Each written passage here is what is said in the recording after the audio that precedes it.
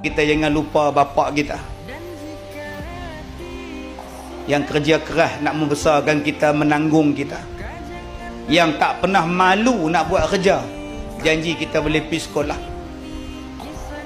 Kadang-kadang bapak kita garang, cubit, tampar, sebat, rotan, tapi jauh di hati bapak sangat sayang pada kita. Bapak jarang cakap, yang cakap mak. Sebab tu bila kita nak minta, kita minta pada mak, melalui mak. Mak akan cakap pada bapak, abang, kasut leman tu koyak. Bapak tak cakap apa. Tunggulah 2-3 hari, dia cari duit, dapat ganti kasut. Itulah bapak, tuan-tuan. Bapak dalam diam dia buat. Janji anak dia senang.